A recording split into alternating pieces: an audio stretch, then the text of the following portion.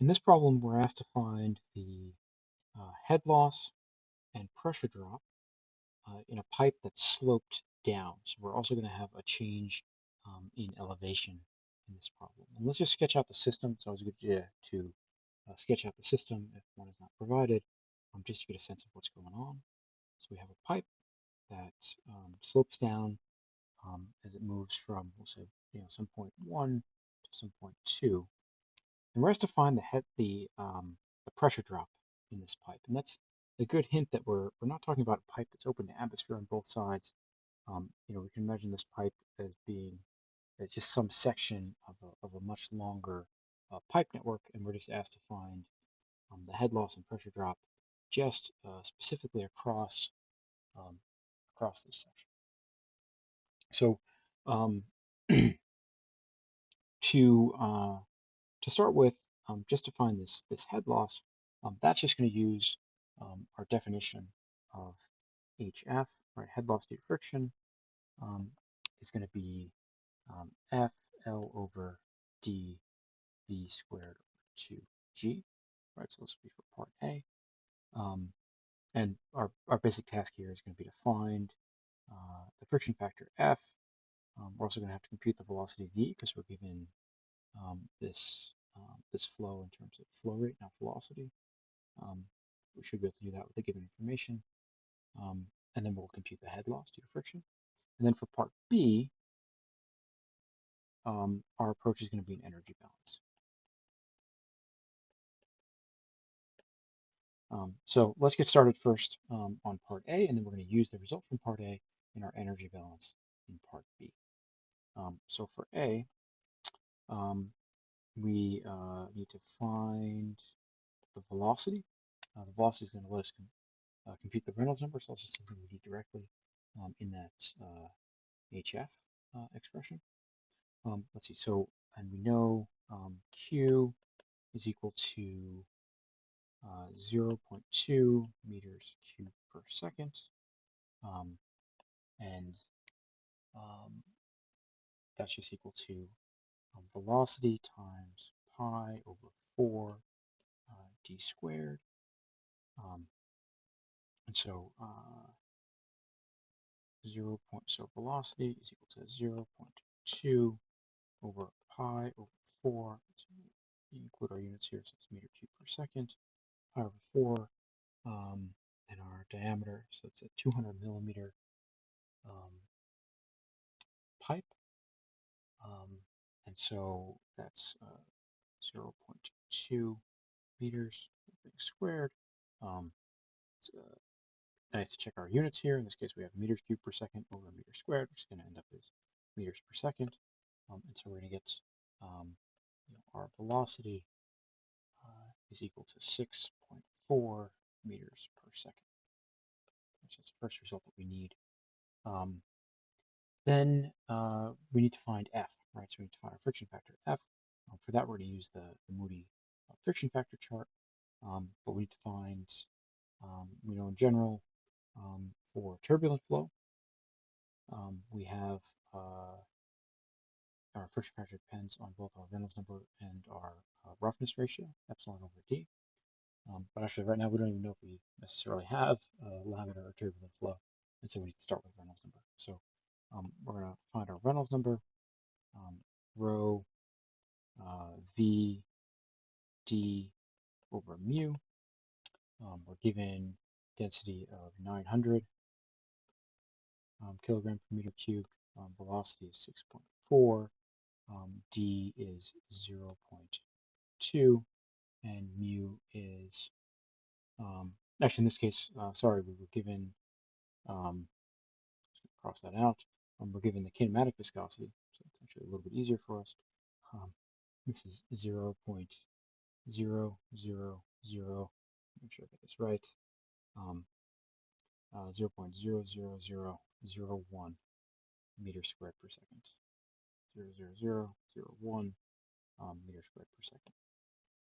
So if we compute that, we get a Reynolds number of 128,000. So this is turbulent, right? So we're definitely above our transitional turbulent Reynolds number of 2300 for internal flow. So we have turbulent flow in this case. And that means we need to consider roughness. And so we have to consider epsilon over D. Epsilon in this case for cast iron pipe. We can look this up in table 6.1 in your text. Or if it's not something there, it's something that you might be given. This will be 0.26 millimeters over D.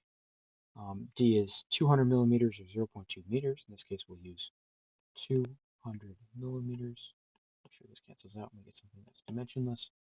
And we're going to get an epsilon over D of 0.0013. So from this, we're going to find F, right? And we'll go up to our Moody friction factor chart. So 0.0013 and 128,000. That's what RE is 128,000. Epsilon over D is equal to 0.0013. So let's see. We don't have a line here for exactly what our roughness ratio is. So we're going to have to, the book says interpolate, but figure out where we are between the closest two lines. In this case, we're looking at 0.002 and 0.001. We know we're going to be a little bit closer to that 0.001 line, and our Reynolds number is 128,000. So that's 1.28 times 10 to the fifth. So let's see, so that's 1 times 10 to the fifth down here, 2 times 10 to the fifth. So this line here is 1.5 times 10 to the fifth. So we're tracing up somewhere right around here. This line, 0.001, right here. Here's our line for 0.002. And so we're going to be sort of right here. And if I had to put my finger on it, right? We can figure out which line that corresponds to. We're looking over here on the left-hand side. So we know, for example, that this is 0.03, 0.0298765, 4.3, and that's right where we are. So that's 0.023. So we're going to estimate our friction factor as 0.023. Right about there. Okay, so we have our friction factor 0.023.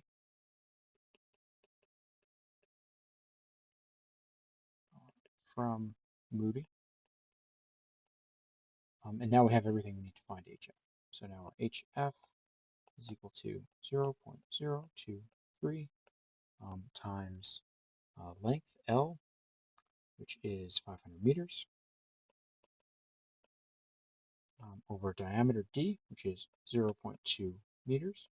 Those drop out, times V squared over 2G. V is 6.4 meters per second. We're going to square that over 2 times 9.81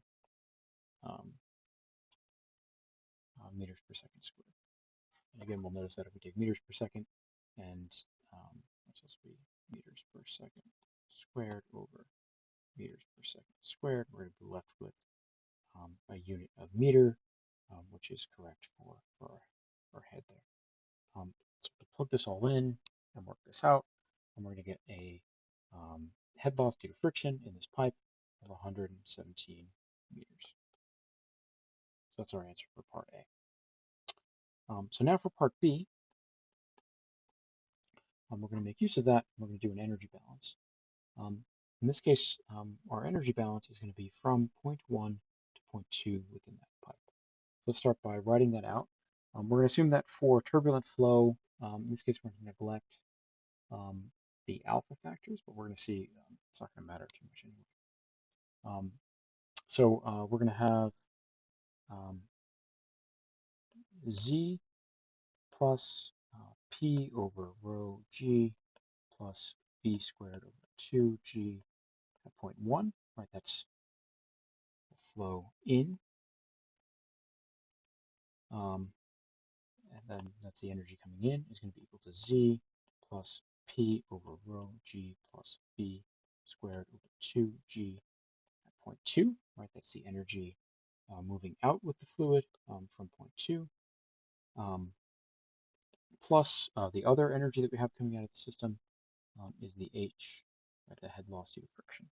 And we don't have any minor losses. We don't have any turbine work. We don't have any pumps adding energy into the system, and so this is our energy balance. The other thing that we can note here is that the velocity at section 1 is equal to the velocity at section 2, so these two things are equal. We don't have to worry about them. We know that Z1 and Z2 are not equal because the pipe is on an incline. And in this case, since this is just internal to a much longer run of pipe, it's not exposed to the atmosphere, and so P1 is not equal to P2. Okay, so there is in fact a pressure drop in this system. P1 is not equal to P2, and that's what we're going to be solving for here. Let's write this out. So we have Z1. I'm just going to bring over all of these terms here. So Z1 minus Z2 plus P1 minus P2 over rho G is equal to HF. And the thing actually we're asked to solve for here is this delta P. So let's solve for this delta P. So call this thing delta P. So delta P is going to be equal to rho G times HF minus Z1 minus Z2. I've written it that way because we know from our system setup that Z1 is a little bit larger. Z1 is higher than Z2, the way we set this up. As we said, it slopes at 10 degrees in the down direction, meaning the outflow is lower than the inflow. Let's figure out what this Z1 minus Z2 is. So if we consider our pipe, we're starting up here at section 1, moving to section 2, and we have some angle theta of 10 degrees. We know that the length of the pipe is L, and we want to find this height H. Say that height H is going to be equal to L times sine theta, or delta Z, right? H is equal to delta Z. Z1 minus Z2 is equal to L, 500 meters, times sine of 10 degrees. And this thing works out to 87 meters. So therefore, now to find our delta P, this is going to be rho G. So our density is 900 kilograms per meter cubed. Right, this is not water we're working with. This is oil. Kilogram per meter cubed times 9.81 meters per second squared times HF, which is 117, minus our delta Z, minus 87 meters. And if we work this out, right, this whole thing works out to 30 meters. And so that delta P is going to be equal to 265 kPa. Okay. So in this problem, we got a little bit of practice on how to use the Moody chart, right? Just to look up what our friction factor was. Your textbook calls this a type 1 problem. We're basically given everything about the problem, including the flow rate or velocity, the diameter of the pipe, the length of the pipe, and we're asked to solve for the head loss. So we can just use this definition of the head loss due to friction directly without any iteration required. So it's an example of that. This is also an example of how to apply an energy balance to a pipe flow problem, bringing back what we discussed when we introduced this concept just a few weeks ago.